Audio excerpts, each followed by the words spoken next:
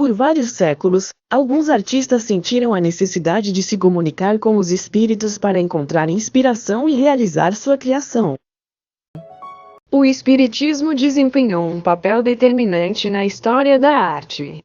Foi no final do século XIX que alguns artistas, mulheres e espíritas iniciaram, sem saber, um dos maiores movimentos artísticos do século XX.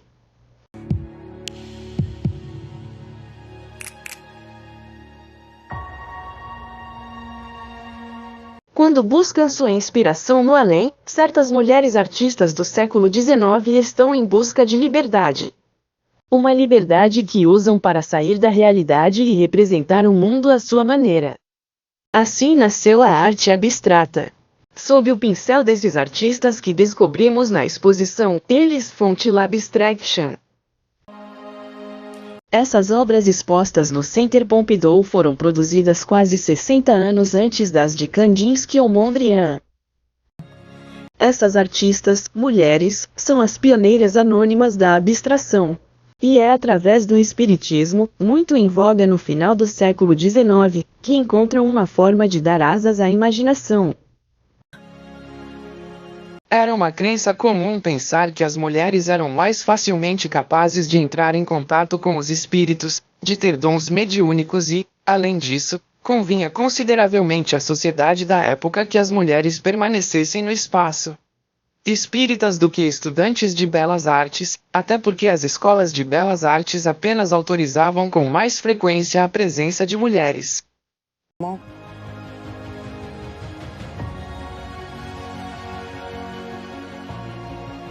Georgiana Houghton é uma figura bastante original e extraordinária.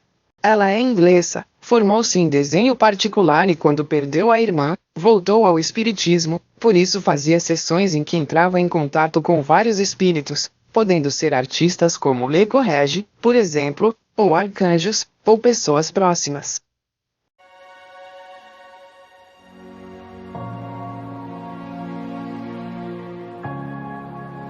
Atrás da estrela, alguns artistas pegam a pena para dar explicações detalhadas sobre os espíritos que guiaram sua criação. Palavras colocadas nesses períodos de transe, a assinatura dessas forças de outros lugares. Em transe, eles criam os trabalhos que estão aqui, que são linhas coloridas entrelaçadas. Essas linhas representam muito claramente mensagens do além, em particular sobre o amor divino. O interessante é a precocidade dessas formas na década de 1860, quase 50 anos antes do nascimento de uma abstração. Não temos realmente uma explicação para o surgimento dessas formas, que parecem ser uma espécie de desenho automático à frente da prática dos surrealistas nas décadas de 1920 e 1930. Outra artista perturbará sua prática após longas sessões de espiritismo. Estamos em 1906 e a sueca Emma af Klint diz ter recebido uma missão de um anjo que lhe pede para pintar as paredes de um templo imaginário. Aquele que pintava retratos e paisagens acadêmicas de repente começa a produzir obras abstratas de forma frenética.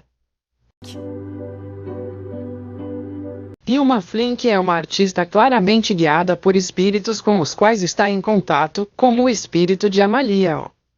E ela descobrirá o espiritismo e fundará um grupo de 5 mulheres que, nos anos de 1895, farão desenhos espíritas. E mais tarde ela descobrirá a teosofia, essa sabedoria que reúne o hinduísmo, o budismo e outras religiões em uma espécie de interpretação mais global da humanidade e do transcendente.